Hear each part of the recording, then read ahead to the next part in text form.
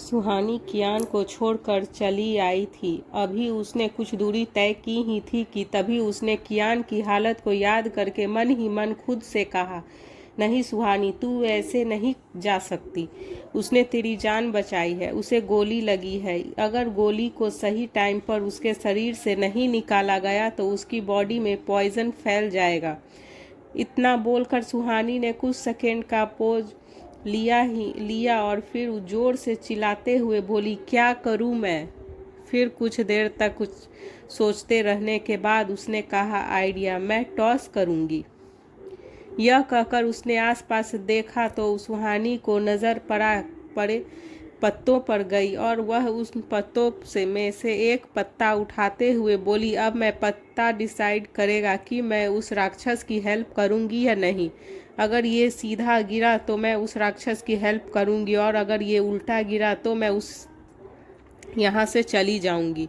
यह बोलते हुए सुहानी ने पत्ते को हवा में उछाल दिया। वह पत्ता स्लो मोशन में धीरे धीरे नीचे आ रहा था और सुहानी की नज़र उस पत्ते पर ही टिकी हुई थी। फिर वह पत्ता नीचे गिरा और सुहानी उसे देखकर मुंह बनाते हुए बोली, फंस गई, अब तो तुझे जाना ही पड़ेगा। यह कहकर सुहानी जब उस जगह पर वापस आई वहां वो कियान को छोड़कर गई थी तो कियान अभी भी वहीं बेहोश पड़ा था। फिर सुहानी कियान को देखकर बोली, मेरी लाइफ खराब करने के लिए राघव क्या कम था जो अब ये भी आ गया है। यह कहकर उसने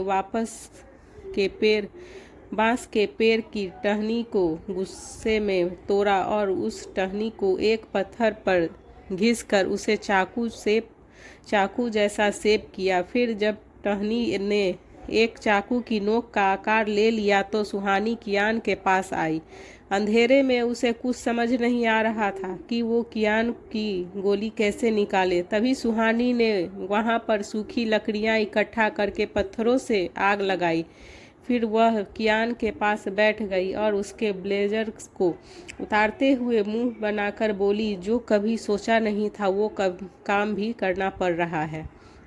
इतना कहकर वो कियान का ब्लेजर उतारने लगी। फिर ब्लेजर को उतारने के बाद सुहानी ने उसकी शर्ट के बटन खोले। उसकी वाइट शर्ट खून से लाल हो गई थी। फिर उसने कियान के सिर को अपनी गोद में रख लिया।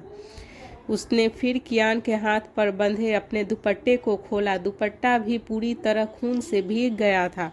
फिर उसने उस दुपट्टे को दो हिस्सों में फाड़कर अगला उसके दुपट्टे का एक हिस्सा कियान के सिर पर लगी चोट पर बांध दिया। फिर उसने उसे एक पेड़ के सहारे बैठा दिया और वह उस टहनी की आग पर हल्का सा गर्म करके उसके कियान के हाथ पर जहां गोली लगी थी उस हिस्से के अंदर डालते हुए गोली निकालने लगी। ज़्यादा दर्द होने की वजह से कियान होश में आते हुए दर्द से कराहने लगा। उसे कराहते देख सुहानी को अंदाजा हो गया था कि उसे कितनी तकलीफ हो रही है। फिर उसने कियान को कंसोल करते हुए कहा, बस हो गया, थोड़ा सा और बर्दाश्त कर लो, बस हो गया।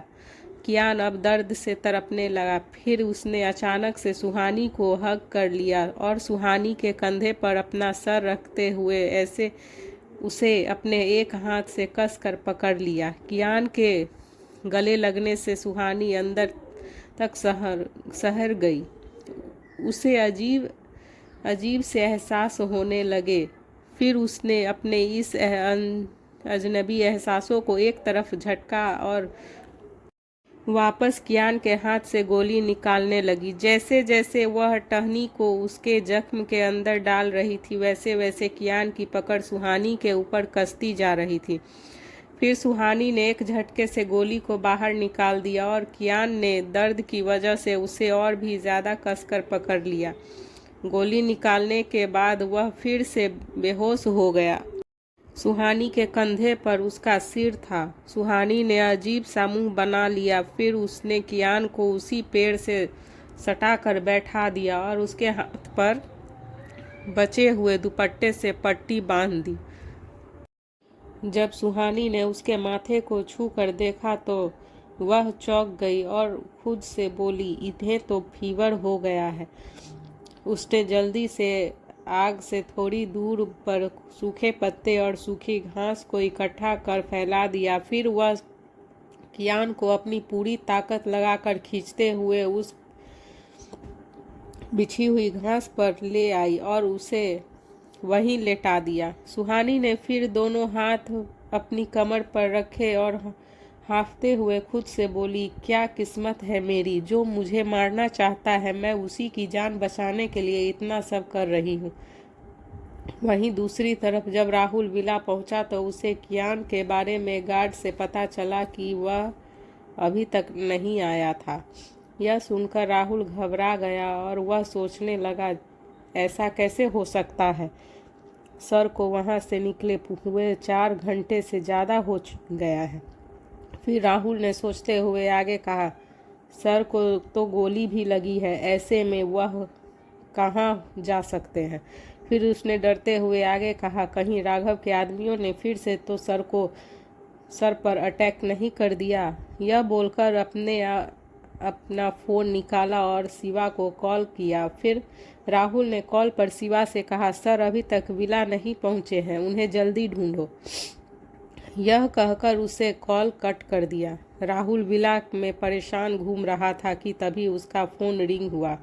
फिर उसने शिवा की कॉल देखकर जल्दी से कॉल पिक करते हुए, क्या हुआ, सर के बारे में कुछ पता चला। दूसरी तरफ से शिवा ने कॉल पर कहा, सर यहाँ हाईवे से 20 किलोमीटर दूसरे सर की कार मिली है।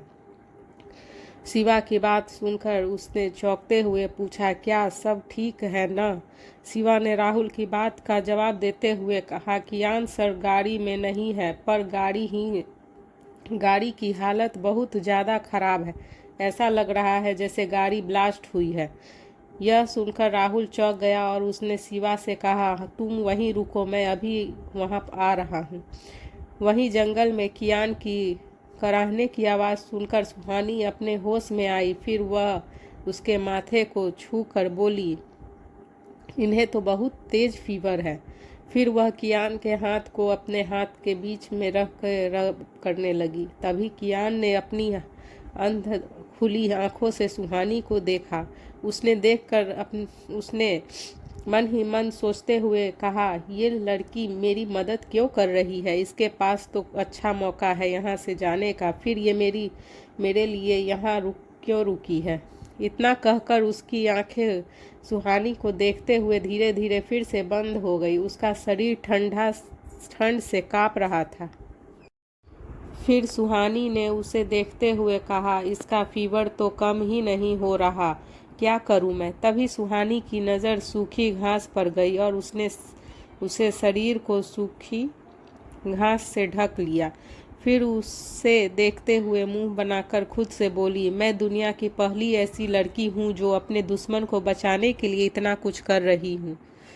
कुछ देर बाद सुहानी ने फिर से कियान का फीवर चेक किया और गहरी सांस लेकर बोली, अब फीवर नहीं है, मैंने एक राक्षस की जान बचा ली, वाओ।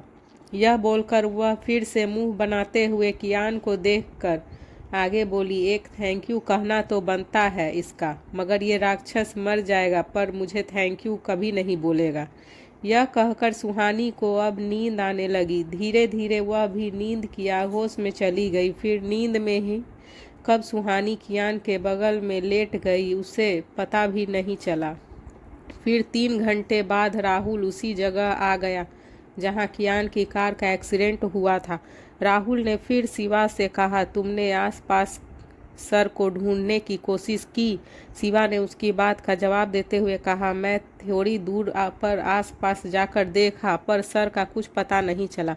फिर शिवा ने आगे कहा, सड़क के दूसरी तरफ जंगल है, मैं आपके आने का वेट कर रहा था, इसीलिए मैं जंगल में सर को ढूंढने नहीं गया। यह सुनकर राहुल ने शिवा को देखते हुए कहा, ओके, हम सब साथ चलकर सर को ढूंढेंगे। इतना कहकर वह सभी लोग के साथ अपने फ़ोन की फ्लैश लाइट ऑन करके जंगल की तरफ चल दिए। सुहानी जो कियान के साइड में ही सो गई थी, फिर नींद में ही उसे अपना सिर कियान के सीने पर रख दिया। सुहानी के ऐसा करने से कियान थोड़ा सा मगसाया, लेकिन फिर अगले ही पल उसने भी सुहानी की कमर को अपने एक हाथ से पकड़ लिया। इधर सुहानी कियान का नाम लेते हुए जंगल में उसे ढूंढ रहा था। फिर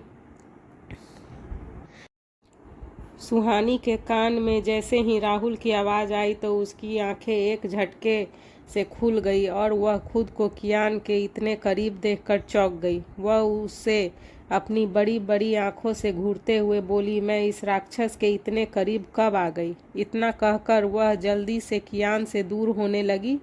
तभी उसे महसूस हुआ कि कियान ने उसकी कमर को कसकर पकड़ा हुआ है। वह गुस्सा करते हुए कियान के हाथ को अपनी कमर से हटाते हुए बोली, हिम्मत कैसे हुई इस राक्षस की मुझे छूने की? पर कियान की पकड़ उसकी कमर पर इतनी मजबूत थी कि वो चाहकर भी कियान के हाथ को दूर नहीं कर पाई। फिर सुहानी परेशान होते हुए बोली, ऐसी हालत में भी इस राक्षस के अंदर इतनी ताकत कैसे है? यह कहकर वह इधर उधर देखने लगी और एक तिनका उसका उठाकर उसे देखते हुए बोली, अब देखती हूँ यह मुझसे कैसे नहीं छोड़ता। फिर सुहानी उस तिनकों को कियान के कान में डालने लगी। कियान को अपने कान में गुदगुदी महसूस हुई और वह सुहानी की कमर को छोड़कर एक हाथ से अपने कान को सहलाने लगा। यह देखकर उसकी हंसी छूट गई और उसे राहुल की आवाज़ फिर से सुनाई दी। राहुल की आवाज़ सुनकर वह कुछ कदम आगे चलकर आई तो उसे एक साथ सारी जुगनू की आकार की रोशनी दिखी। फिर वह उसे रोशनी को देखते हुए जोर जोर चिल्लाने लगी, हेल्प हेल्प हेल्प। उसकी आवाज़ सुनकर राहुल, शिवा और सभी आदमी अपने कदम तेजी से उस आवाज़ की तरफ बढ़ाने लगे। कुछ ही मिनटों में राहुल अपने आदमियों के साथ सुहानी के सामने खड़ा था। फिर सुहानी उसे कियान के पास ले आई और वह कियान और सुहानी को लेकर वापस विला आ गया। दूसरी तरफ राघव के फार्म हाउस में उसका ट्रीटमेंट चल रहा था। फिर डॉक्टर ने राघव को गोली निकालते हुए उससे कहा, आप इस शोल्डर पर ज़्यादा प्रेशर मत डालना और कुछ दिनों तक इस हाथ का भी कम से कम इस्तेमाल करना। डॉक्टर की यह बात सुनकर वह डॉक्टर को धक्का देते हुए बोला, अगर मैं ये हाथ इस्तेमाल नहीं करूँगा तो क्या खाना तेरे हाथ से खाऊंगा? डॉक्टर धक्का लगने की वजह से फ्लोर पर गिर गया था। वह उठा और डरते हुए आगे बोला, सर अगर आप इस हाथ का इस्तेमाल करेंगे तो आप जल्दी रिकवर नहीं कर पाएंगे। यह सुनकर राघव ने फिर विराज की तरफ देखा। विराज उसकी तरफ देखकर समझ गया कि वह क्या कहना चाहता है। फिर वह डॉक्टर को लेकर बाहर चला गया और उसे वार्निंग देते हुए बोला, सुना है तुम्हारी बेटी बड़ी हो गई है। फिर सोचते हुए बोला, क्या नाम है उसके कॉलेज का? डॉक्टर उसकी बात सुनकर घबरा गया और अपने दोनों हाथ जोड़कर विराज के सामने गिड़गिड़ाते हुए बोला, प्लीज़ मेरी बेटी को कुछ मत करना, वो अभी बच्ची है। डॉक्टर की बात पर विराज हंसते हुए उसके कंधे पर हाथ रखते हुए बोला, ठीक है, हम तेरे बच्ची को कुछ नहीं करेंगे।